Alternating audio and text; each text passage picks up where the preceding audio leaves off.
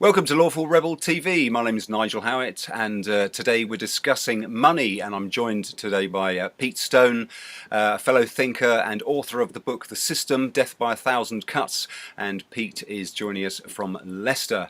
Pete, thanks so much for taking the time to join us today, and welcome to Lawful Rebel TV. Thank you very much. It's good to be here. Fantastic. So, money, it's a really important thing, isn't it? I mean, it's the lifeblood of an economy. And yet so few people know anything about the monetary system, I suppose you could call it, that is imposed upon us today. Oh yeah, it's forced upon us. Yeah. That's right, by decree. So when people think of money, they think of notes. They think of like £10 notes or dollar bills.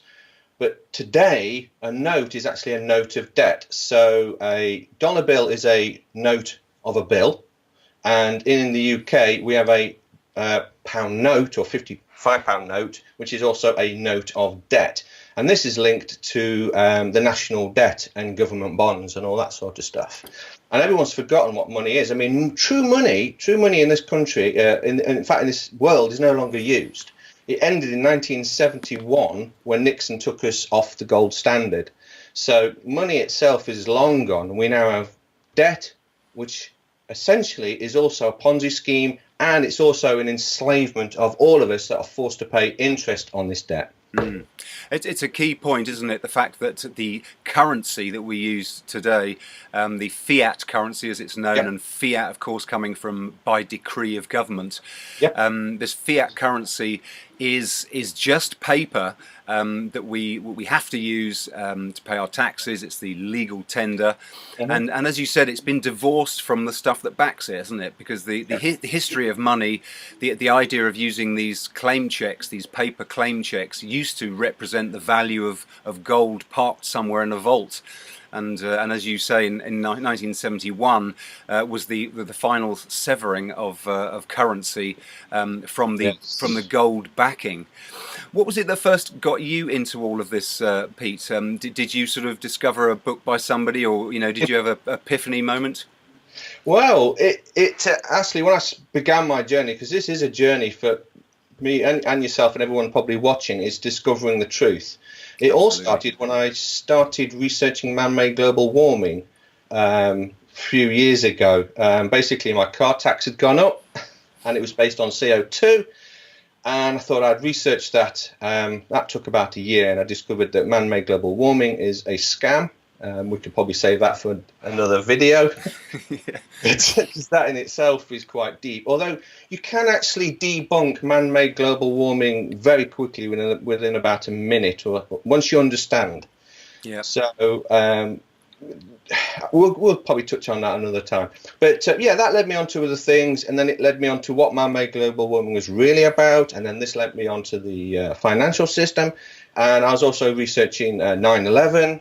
And I was discovering all things about how the financial system worked with short options, put options on the stock market. So I had to figure that out, government bonds, national debt.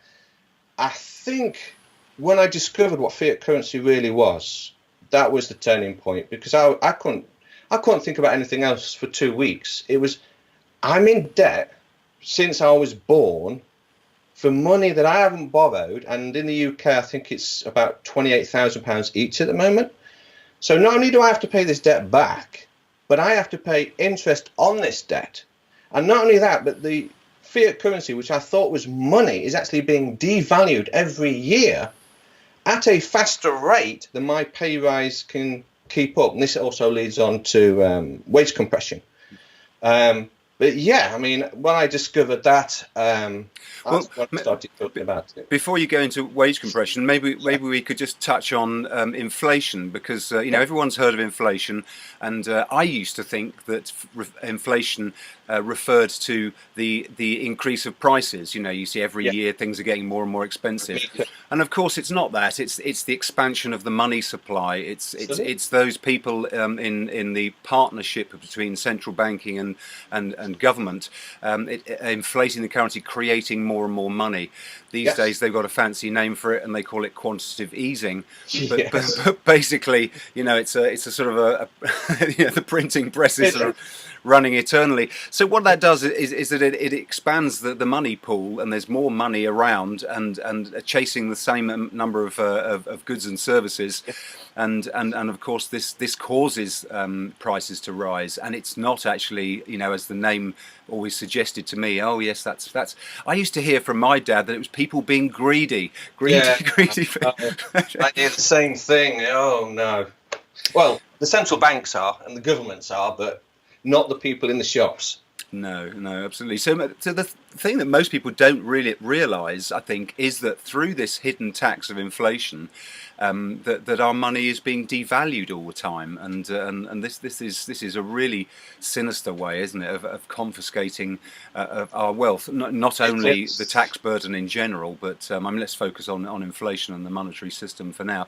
So what was it you were going to go into just then? I sidetracked you. Was it Wage inflation? Yeah, No. wage compression. Wage compression.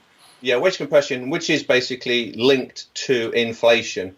They're the same. This is where wage compression is really coming from, the main driver. And it really kicked off in 1971 because at that point, gold actually held back the governments from printing money, even though the American government didn't care and just carried on printing. And so throughout the 70s, we had inflation, and that was blamed on the oil crisis. And it wasn't an oil crisis, it was a currency crisis. So all these different currencies, the dollar lost 50% of its value. All the other currencies were collapsing as well, but it was blamed on the oil, and it wasn't that. But no, since 1971, wages have been compressed for the average man in the middle class quite a lot. And it's quite shocking to understand just how much when you undo all this. And there's a lot of maths, and depends where your sources are. But to give people some idea of just how severe wage compression is, I'll give some figures. Today, the average salary in the UK is about 27,200 a year. That's an average salary. If you remove the wage compression, it should be closer to 90,000. Okay. So 2/3 of the average salary is gone through this inflation. Because what's going on is inflation is actually going up much higher than the average rate of people's wages going up, their pay rise. If you average out the rate of inflation, again, it depends on your figures and your sources, and that's very hard to get an exact figure. So between 6 and 8% a year is roughly what inflation is going up. So do you mean, sorry, so when we're told that inflation is 2 or 3% or whatever it is, whatever the, as you say, it's measured differently in the States, isn't it? Price inflation. It is, yes. That's for a start, we can't even be sure that's the accurate figure, can we? So you're telling us there that the real inflation is obviously at several percentage points greater than what we're told. Yes, that's right. Okay. Yeah, a good point you made. I have to try and distinguish between inflation in the money supply and price inflation. And a lot of people get confused. They start using inflation and deflation, and I'm going, well, what are you talking about? Yeah. So, yeah, we should distinguish that. General inflation is actually the increase in the money supply, which always goes up. And that goes up. In fact, it went massively up with the quantitative easing in 2008. Yes. All that money hasn't actually reached the true economy yet. So people are thinking we're going to enter into hyperinflation when the government prints all this money. Well, they've already printed it. Okay, so a lot of this money is off books anyway. It's not in the true economy that me and you use. So the money's being printed. But yeah, so we've got inflation to the monetary supply, and we've got price inflation. So when people talk about deflation, they normally talk about price deflation, not normally deflation in the currency. Because normally what's happening when you have price deflation, the currency is going up. So they're actually printing more and more, and you've got hyperinflation. Yeah. But that's quite technical. But going back to wage compression, so basically the government and the accountants are committing fraud. There's no other better way to do it. So when they report on inflation, they use accounting tricks to make the figure look lower than it is, and then wages and all the rest of it. They try and make that look better. Again, that's quite technical. I do write about it in my book. There's some technical stuff if people want to read it. But yes, so every year, rate of inflation, if you average it out since 1971, because some years, like in the UK, I think one year it was 27% inflation, I think 1976 or 77, something like that. But if you average it all out, the average rate of price inflation is 8%. So just say 8% every year. If you're getting a pay rise of 2%, you might think you've got a pay rise, but you've just taken a pay cut. Yes. You've just taken a 6% pay cut. And this compounds. So every year you're taking a pay cut, pay cut, pay cut, pay cut, and eventually you'll reach to today's average salary of about 27,500. It should be 90, 92. And the minimum wage, which is about 13 and change, 13 and a half in the UK, should be about 35,000 a year. All right. Do you mean that measured from 1971? Is that your reference point? Yeah. Right, okay, this is a good point. It's difficult because I'm talking in nominal figures rather than true wealth. Let me explain. If I had two envelopes and I said one envelope's got £500 in it, and say I got another envelope it's got £1,000 in it, and say which one would you like? You'll say, well, I'll take the £1,000, please. But if I say the envelope is from 1952, and that's £500 from 1952, and the £1,000 is from 2018, 2019. You're going to take the 500 because the 500 was worth more. Yeah. You could buy a house with £500 back in 1952, and 1,000 barely covers 1 month's mortgage payment. So it's shocking, isn't it? Exactly. It shows you how devalued the money's become. So when I talk to people about monetary system, finance, and all this sort of stuff, they always ask, "Can you put a figure on it?" I can understand that. But you have to understand I'm talking in sort of nominal figures rather than wealth. So it's very confusing. So the value, it's better to say the value of the average salary in the UK should be 3 times as much. 2/3 has been stolen through this wage compression. Yeah. But people do ask for figures. Oh, and in America, if you've got some people in America watching, I think the average salary is $52,000. It's the same. 2/3 is gone. So if you're earning $52,000 a year, nominal figures, you should be earning about $150,000. So that's what's been taken before you even get taxed, and we'll probably touch on that. There's a great series on money that some listeners may be familiar with, Mike Maloney's Hidden Secrets of Money, a fantastic resource, which I'll leave a link to. Mike Maloney sort of defines wealth. He says our true wealth is our time and our freedom. I would add to that, though, that true wealth is also houses, cars, land, and all these real hard assets. I mean, wealth is if you had all the time and the freedom in the world, but you were just in a loincloth in the jungle, I'm not sure that's particularly wealthy. But similarly, you fast forward and you could have a large estate, lots of assets, lots of equipment, tools, useful things, gold and silver, utensils, all these things, as well as, of course, the hard precious metals. So wealth. Wealth does need to be defined, doesn't it? It's all that useful stuff. And to think that it's systematically stolen from us. I mean, there's no other word really, is there, other than stolen, with this central banking system that's imposed on us by governments. Yes, that's right. So people in the States and probably a lot of people here in the UK as well are familiar with the Federal Reserve. And one of the things that got me interested actually in the whole topic was G. Edward Griffin's fantastic book, The Creature from Jekyll Island, another top recommendation. A great story of how the Federal Reserve, the central bank of the United States, came into being. Yes. And a fascinating story, really, to show how originally the competition, the free market that they had in money in the USA was phenomenal, and eventually, of course, the powers that shouldn't be eroded that and imposed this system with the federal note. Yes. So. Right. Just a little thing about the Federal Reserve note, which I just thought, I'm going to touch on cryptos just quickly. Yes, yeah. For the central banks and for the government to bring in their Federal Reserve note, what happened is before that happened, you had different notes for different states. So you had to sort of a currency changes, and you couldn't use certain notes in certain states. Well, these central banks manipulated it, and they adjusted the value of these notes and caused people to lose money, and everyone was panicking, and it was artificially created. So what they would do, the government stepped in and said, we'll save the day.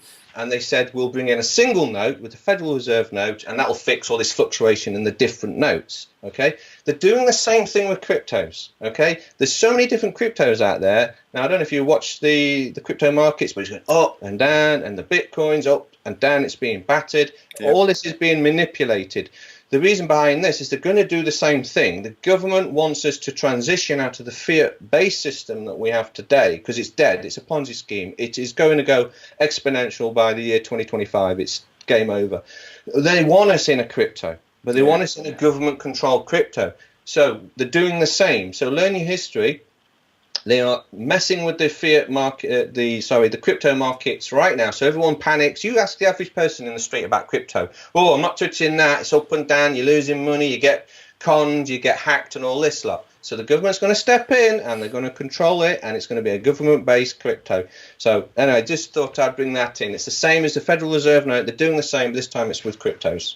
Absolutely. It's an interesting question, isn't it? This idea of manipulation, because it does. I mean, I don't know for a fact, but it certainly seems to me very much as though the crypto space is manipulated. As we speak, early January 2019, Bitcoin is around about 4,000 or just over. Just to place that in some sort of context. But the manipulation, we see a lot of people that demonstrate things with graphs when they look back at the markets, they look at stock markets, they look at the gold price, all these sorts of things. And when we figure in the fact that, or factor in, I should say, the fact that there could well be manipulation, and the evidence is that there is manipulation going on, for me it sort of undermines the validity of all the graphs. I mean, if you've got manipulation, i.e. if someone's got their hand on a lever somewhere, then surely any sort of track record or any trends that you could ascribe to a free market scenario are almost irrelevant. If somebody can just say, okay, here we go, and make something happen, if you like. But there you go. That's probably another side issue with the manipulation, because people have speculated, of course, that the gold and silver prices have been kept artificially low.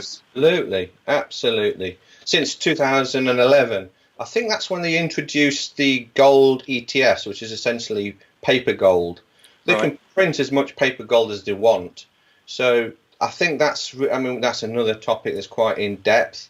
I don't claim to be a financial expert. I mean, you could probably get some other guests who could really narrow that down for you. But yes, I mean, gold was going up since the financial crisis up until about 2011 or so. It was, yeah, it peaked in 2011, didn't it? That's right. I think it did, yeah. And then it just came right down. And then what do we find is we have ETFs and derivative paper contracts linked to gold. And then the financial advisors, don't trust financial advisors, because they says, oh, you don't want physical gold. You buy this paper gold. It's a lot safer. So since then, they've been suppressing the price of gold a lot. I mean, I've seen some studies to say that the price of gold should be at least 10 times what it is today, just forgetting everything else. But they've squashed it down that much. It's about a tenth of what it should really be. Absolutely. Yeah, it's interesting, the gold thing. I mean, for I'm sure some listeners are familiar that gold is a useful asset to park some of your financial wealth in, or to it's a useful asset to have some of your wealth parked in, traditionally as a safe haven. But when you consider things like, the paper gold to real gold ratio is, I mean, you might know better than I do on this. I think it's in the order of about 100 to 1, isn't it? Isn't it? There's supposed to be 100 times more paper gold. So if you have a situation where the the economy collapses and real gold has to reaccount for all this fiat currency, and there's this huge rejigging. Yes. You've got that further leverage, haven't you, of that factor that there's actually a lot less gold than we're led to believe with all this paper gold. That's right. That's right. I mean, I saw one report. It was about a couple of years ago now. I think it was the COMEX. I think their paper contracts was leveraged 540 to 1. So yeah, so gold's got a way to go up when people figure that out. And of course, all these contracts, when people get these gold contracts, they'll realize they can't cash it in for gold. I mean, an ETF you can't anyway. But if you've got a COMEX certificate or something like that, you'll see on the bottom that you will be paid out in fiat, which is going to be worthless. So no, if you want to invest in gold, get the physical stuff. In fact, if you're going to have long-term savings, it's probably better to do that anyway, because your normal savings kept in fiat is devalued. I mean, what do we get on savings account? That's virtually nothing, isn't it? Nothing. Yeah. And we know that inflation's running at price inflation's running at 6 to 8%. So you're losing every year. Yeah. So put it physical in gold. I mean, that's what I've done. I don't have any bank money in the bank now at all. A little bit just for use, because we all use money. But yeah, savings, if long-term savings, probably gold and silver is probably your best bet. Absolutely, and we're in uncertain times. There are many commentators pointing to imminent financial crisis. We had more than 10 years since the crash of 2008, which is an extremely long time. In this boom bust cycle, the supposed natural business cycle. But let's just come back to taxation and finish that, because there are a number of topics we could go to. Let's just have a little look at and illustrate for listeners roughly how much tax we're paying, because although I mean we're taxed. We're taxed on our income, certainly here in the UK and the United States. I can't speak for everywhere in the world. And we're also taxed on the things we buy. In the UK, we call it a VAT, value-added tax. Yeah. And of course, miscellaneous other things are taxed, such as, you inherit wealth, you pay tax. You do this, you pay tax. You turn around, you pay tax. You get taxed every time you move. But I think what people fail to realise is the cumulative effect of the taxation across the economy on the price of every good that they purchase, on a day-to-day basis. So if you just buy a new sofa or a new TV, you've got all of the every single stage in the production line, every single purchase, there's a tax every time something's transported. The diesel or the petrol, there's tax on that. There's tax on tax on tax on tax. So what do you think the figure is that we actually end up paying in terms of how long we work? So if I'm working 12 months of the year, how much of that time do you think is spent paying the government, and how much of it do I get to keep? Yeah, that's a difficult question to answer. Roughly. I can give you a rough idea. Based on the average salary in the UK, the average person, depends on their own circumstances, but they're giving up somewhere between 75 and 80% of their salary every year. To think that, if we start the year, we're in January, if you think that, the average worker is now going to be pedaling along on the old hamster wheel of life, to pay the government, and then come the end of the year, you get to keep a bit. Of course, it's spread out across the year, but it's a shocking thought, isn't it, to think that our wealth is expropriated to that degree. It is, but people forget as well is when, say, you're getting paid 27.5. I like to use that figure. You're actually being paid about 32, because whoever you work for has already figured out that they can afford to pay you, say, 32,000 a year. But the government steps in and says, well, hang on a minute, you've got to pay 13% or so national insurance before you can even hire this person. Well, that comes out of your salary. Yeah. So your gross is already had a 13% deduction. Then when you get paid, you're paying national insurance again at 11, 12-ish percent. Then you get taxed again, so on your income tax. And then when you get your final wages, what's left, you've got your obviously your council tax, you've got your VAT 20%, where 5% of that goes to the EU. You've got you've got duty, like you say, and then you've got the tax in a tin of beans, and it just adds up and adds up. And when you think about it, your weekly shopping, half of that is tax when you start looking into it. So you're left with about 20% of your salary by the time you've paid all this tax. And then some of the things that you pay for, like for example your fuel costs in a family car, that's very expensive. Not only because there's VAT and duty on that, but the price of the fuel itself, which is about 45p per litre, that's been inflated as well. And then there's tax in that 45p as well. So the average person is paying something like £3,500 a year to fuel a family car. It should be £300 a year to run the same car. You take all the tax away and the manipulation of the price of oil, and that's how cheap it is to run your car.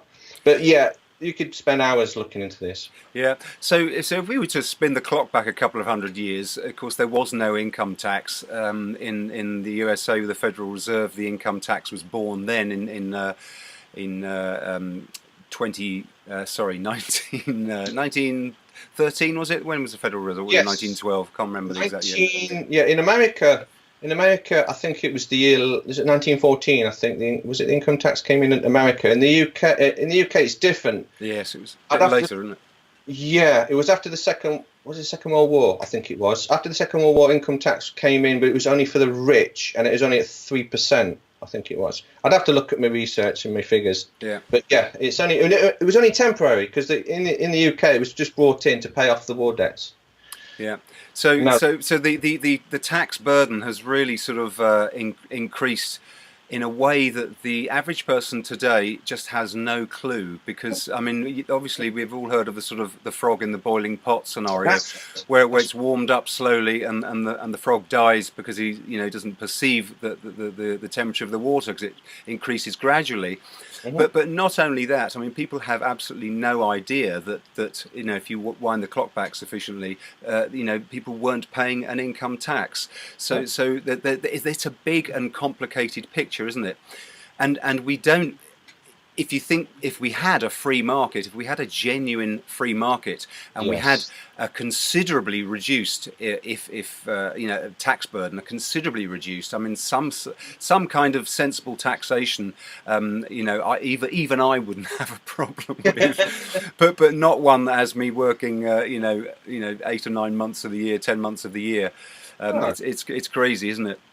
It is. So we've got this fiat currency system imposed upon us, where we're giving away our wealth, hand over fist paying tax.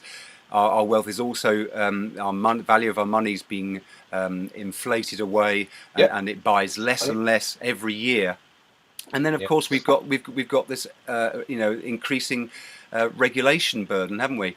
Oh yes. How do you think all this plays in to this sort of imminent crash that obviously there's a lot of factors. We've got money as debt. Maybe we should talk a little bit about as money created as debt at the moment.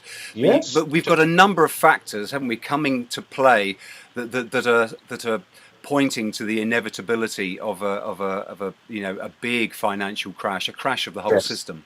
That's right. Yes, I think it's a good idea to touch on how money is created, or shall we say, we have to get our terminology right. It's fiat currency. Currency, yes, absolutely. I always try and correct people when they say money. I go, well, I've never used money. I've used fiat currency. Yeah, well, thank you. That's a good point. Let's be strict on that. Fiat currency. So, but yes, the main creation of fiat currency is through fractional reserve banking. So this is where money is created out of thin air when someone borrows it. I mean, Mike Maloney touches on that. We could probably put a link to one of his YouTube videos and explains it, rather than us going into it. But it's basically meant that every bank is insolvent because they've got like 97% bank credits, which is just a blank debt, if you like, and they've only got about 3% capital. Now, in 2008, when the financial crisis was coming, one of the problems was the banks would not lend to each other because they had so little money to lend out. That was one of the drivers. Also, really, the ruling class, the governments and all this realised that the fiat system was coming to an end, but they needed at least 10 years to transfer all the risk from them over to us. So that's another reason why the financial crisis was engineered. It was actually set up and allowed to happen. So that's what's been going on for the past 10 years. And then when they did the quantitative easing, that was just a massive dump of all this extra fiat currency, which, like I said earlier, isn't even in the system yet. It's not even in our true economy yet. It's on the bank balance books, and it will end up being in our economy. So, yeah, it's all notes of debt. It is a Ponzi scheme because every new note that is created, there is interest to be paid on that. So where do you get the interest from? You have to make another note. There's some economists say that this Ponzi scheme is going to go hyperbolic in the year 2025. Mathematically, it's game over. It doesn't matter what currency it is. It could be dollar. They're all going to go in 2025. So this is why in 2008 they engineered the credit crunch. They wanted to shift all these derivative contracts and these pensions. None of these pensions are going to pay out, private or otherwise, because that's another thing. State pension is a Ponzi scheme. It's never going to pay out. So they needed 10 years to transfer the risk over to us, and then they're going to let it go, and they're going to force us into some sort of government-controlled crypto. But again, that's quite detailed as well. Yes. The crypto thing. We'll come back into that. But Yeah. as Mike Maloney points out, that for about the last 5,000 years, gold, precious metals, gold and silver, have reliably stood the test of time, if you like, Yes, in being a sound form of money. And I mean, even if we don't carry around gold bars with us, a sound form of money as long as they're backing some kind of paper note exchange. In the UK, it's called the pound sterling. The sterling stands for silver, and what £1 the certificate used to be £1 of silver. So does £1 coin get you £1 of silver today? No, it doesn't. And then the metal content in a pound coin is about 3p. So yeah, that's what the government's done. They've got us exchanging 3 pence that used to be worth a whole pound of silver today, in today's money. Yeah, so since the gold standard was removed in 1971, Yep. and we've got this, every currency in the world is a fiat currency, All of it. unbacked by gold. This is a staggering thing, and never before have we seen this. But Uh, the really amazing thought is that every single fiat currency, when we look back in history, has gone to zero. Every single that's right. one. It has. There is no. There's no fiat currency anywhere that's lasted. So this is quite a Yeah, sobering thought that needs to be borne in mind. that's right.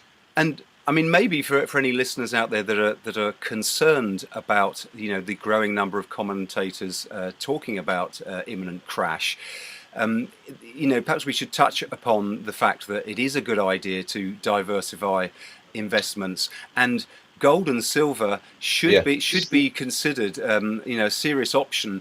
Although gold is starting to rise, it's quite interesting at the moment, isn't it? Gold has just broken above £1,000 per ounce, Yes, and silver's starting to come up as well. We've got the oil price is very low. We've got this big instability, as you were referring to earlier, particularly in the stock markets.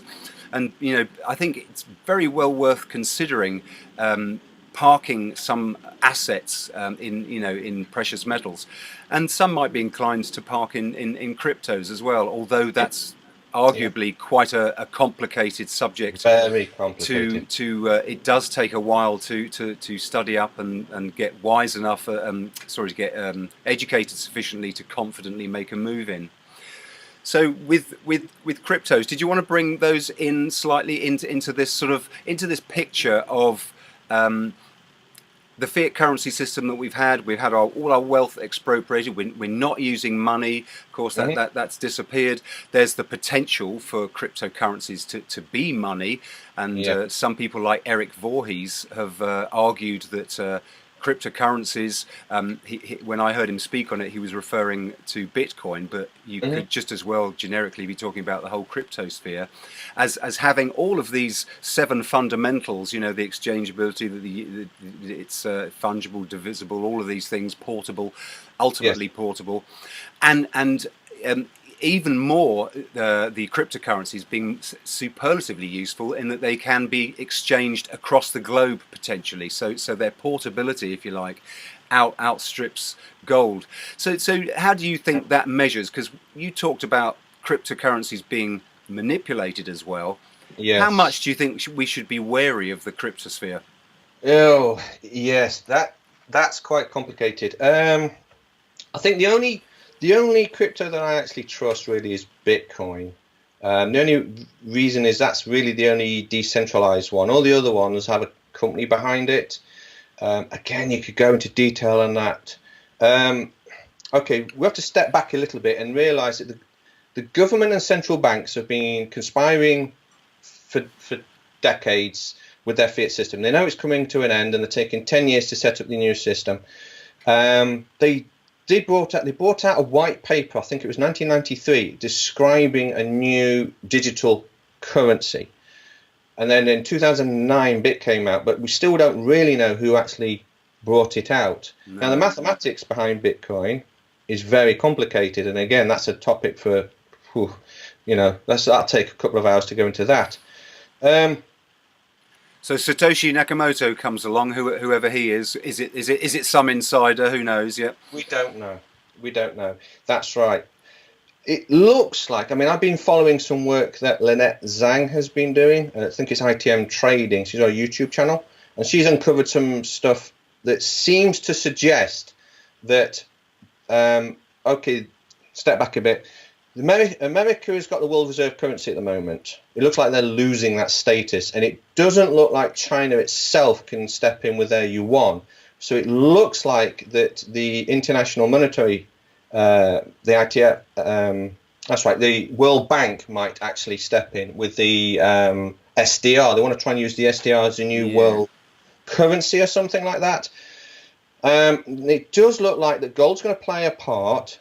And also Bitcoin might even play a part in that. And I think they're going to try and morph it into some sort of crypto SDR that will back local currencies in other countries. So the people on the street might not know the difference. They'll still see a green dollar bill or a blue note in whatever country it is. But it's going to be, instead of backed by the fiat debt system, it's going to be a crypto SDR. I think that's the way it's going. Now, a lot of people say, oh, Bitcoin... touch on another subject. One thing about money and currency, money, there is no third party. Yes, absolutely. So I forgot to mention that. So once a transaction is done, or even, there's no third party, there's no one in the middle of that trade. Yeah. Unfortunately, even with Bitcoin, there is still a middleman. You still got to use the network. Miners get paid a small amount for the transaction. Okay. So sorry to interject there, but you're saying if we're using cash in this country, the pound sterling, it's a fiat currency, but you're referring to the fact that if you and I meet somewhere and you've got a bag of widgets and I lob you a handful of notes, it's a simple transaction between the two of us, and there's no third party. That's what you're referring to there, isn't it? But of course, we're not using money. That's right. We're using fiat currency, because even though you give me a note, it's a fiat note, so there's still a third party attached, because there's the owner of the note. The owner of the note, because we don't own it. Yeah. That's right. So instead, for the bag of widgets, I'd say, give me a gold coin. Yes. No third party risk. Yeah. So the thing with Bitcoin is there is a third party, and unfortunately you've got to rely on internet, mobile phones, a device, this sort of thing. I don't want to be sounding like I'm bashing Bitcoin. I like the idea of Bitcoin. I've got some Bitcoin. I like the idea of using it for transactions. But Bitcoin's going to go two ways. If we still have governments and taxation, Bitcoin, or whatever crypto it's going to be, will be enslavement. You think so? Absolutely. There's no way out. The government will know every transaction we make, and they will want their piece of the pie. There will be a tax on it. And not only that, but they will know what you're buying. And then they will probably, like in China, with the credit, social credit system they've got in China. It's shocking what's happening in China. I know. Isn't it? I know. There's virtually no cash in China. I mean, this is horrifying. Yeah. You can get locked out. Yeah. I mean, just to bring this back for a moment to the practical, what can we do in terms of an imminent crash and how to protect ourselves? Yes. Aside from obvious things like stocking up with a few cupboards full of food and essential supplies, it's a great idea to accumulate or to have stashed around some cash in the short term, because cash will be king. As soon as the banks are shut and your ATM doesn't work for getting cash out in the short term, so I would recommend anybody to slowly accrue a little safe somewhere wherever you live, and have an emergency supply of cash. It's a great idea, although it is fiat currency, and we're talking about that and distinguishing that from money. In the short term, it would be ever so useful, wouldn't it? Yes, you're absolutely right, because in a crash, like just in Greece where they shut down the ATMs and what was it? I think they were limited to €60 a day or something. That's all they could draw out. Yeah. So if you haven't drawn your wages out and you've just been paid electronically into your bank account, you can't even get to it. Yeah. So, with the banking shutting down, and I can see that happening, and the ATM's not working, yes, it's good to have some cash, even though it's fiat, for the short term, but eventually that's going to be worthless, and no one will want to take it because it will go into hyperinflation. I think that's what's coming. Yes. It is coming. It's just a matter of time. Yeah. It's a question of the timing, isn't it? Because also there are those that believe that in the event of a crash, even the price of cryptos, whatever it will be shortly, I mean, and that's a whole other conversation. But it's quite likely that cryptos are going to be increasing a lot in the future. But there are those that speculate that in the event of a big economic catastrophe, that even the price of those in the short term would dip as people try to sell them to realise some exchangeable value to meet their daily needs. And this is what we have to remember: we've got to have some value to exchange to buy food, or obviously we just said we're going to have to stock up on a bit of food. Have a bit, yes. Yeah, I mean, not wishing to be doom and gloom, but I think there are a number of things that people should be thinking about quite intensely at the moment, because we're arguably in the sort of 59th minute of the 23rd hour. We've got precious metals, we've got cryptocurrencies, we've got a stock of cash in the house, and as I said, stacking up on some supplies. So these are the things that I think people would do well to bear in mind as some sort of cushion against adversity and the unknown of what could happen in the near future economically. You're right, absolutely. And I would say to people as well is, if you can, get rid of your debts. I don't know how heavy it's going to be in the UK. I mean, we can take a look at Venezuela. Whether we get that level in the UK, I'm not sure. But I think we're going to get something like in the 70s, but probably a bit worse than the 70s, where bread lines and all this sort of stuff and power cuts, that's going to be coming. Well, here's the thing about debt, if I can just butt in there, Pete, forgive me. There are those who suggest that if I've got a debt of, say, £100,000 and there's hyperinflation, it obviously the size of my debt becomes small relative to, if we end up wheeling a wheelbarrow full of currency to go and get a loaf of bread, like they did in the Weimar Republic in the 20s, I think it was, in Germany. If we're in that situation, would my £100,000 debt disappear away in that hyperinflation? This is something that sort of confused me. I can't believe that people are going to be rewarded for having large debts. No. Tell us about that. No, that's right. It's not going to work that way. Think about 1929 stock market crash and margin calls. So everyone, it's the same today. Even if you have a mortgage, okay, £250,000 mortgage, the bank can call that debt in at any time, even if you make the payments. Even if you've not missed a payment, you can get a phone call and say, right, you've got 14 days to pay up. So that's like a margin call. And this is what happened in 1929. Everyone used their house, borrowed a lot of money, and then they put it into the stock market, but they only had about 10%. And then there was a margin call. Right, you've got to pay it off, and of course they couldn't, and they lost the house and the car and everything like that. And then you could buy a Duesenberg for a couple of apples. So that's what's going to happen again. you've got to read the small print. Every single contract, whether it's a credit card or car loan or a mortgage today, there is some small print in there that says that the bank can call that in. So are you saying that the debts will be called in before that would happen? That's what will happen. Yeah. Because I think what will happen is the banks are going to find they're going to be squeezed. So they're going to have to call the debts in to try and get their 3% capital up as well. So they're going to call in. And then you look at the bigger picture, and this is the ruling class and the governments. This is the people who do control the financial system.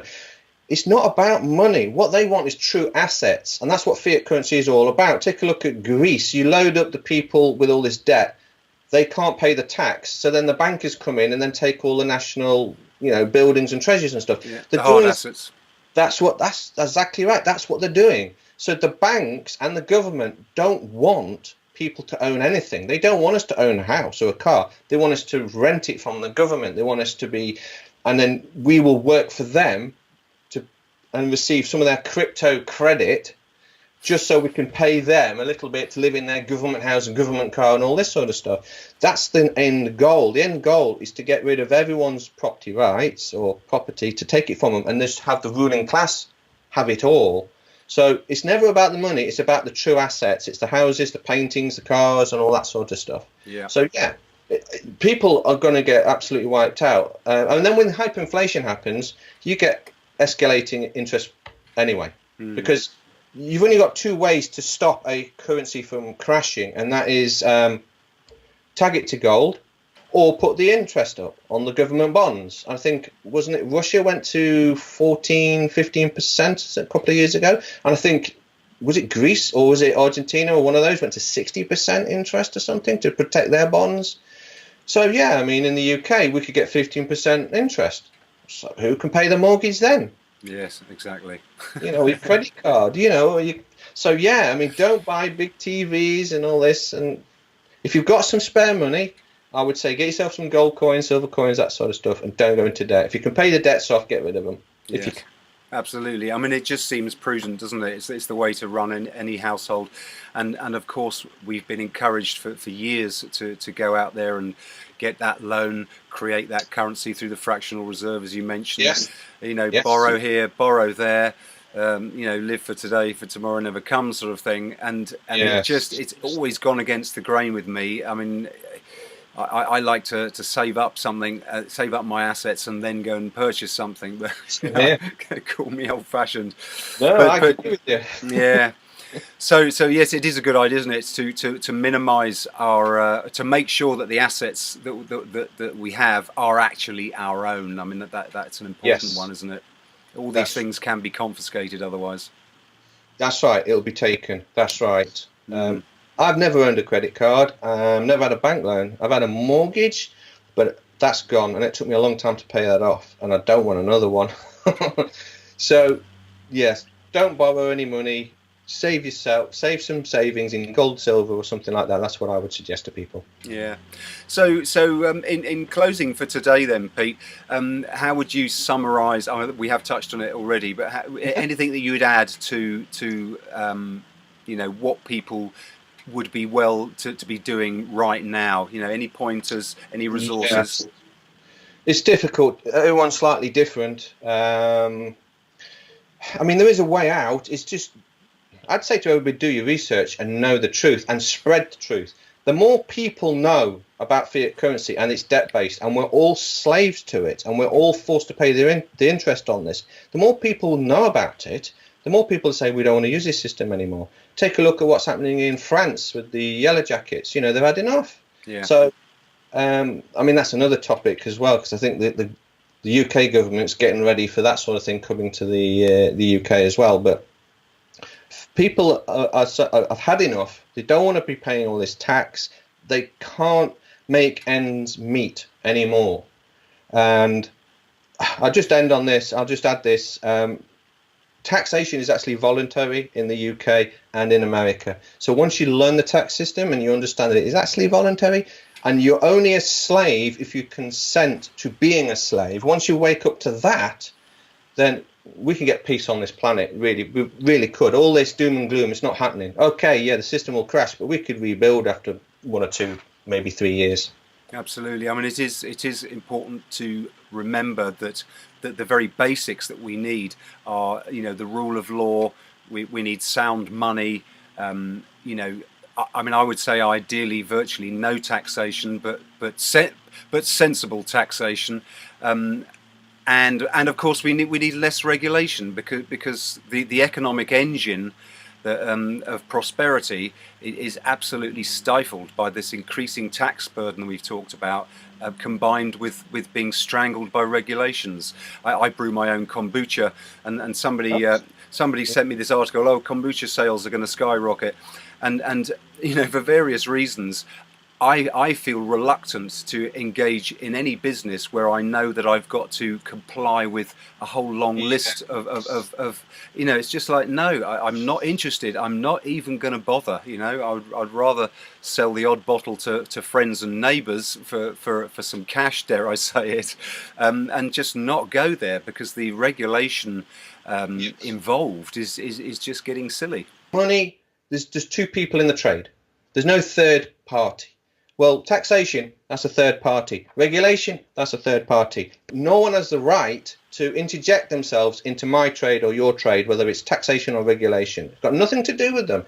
As soon as people realise that, then things will change.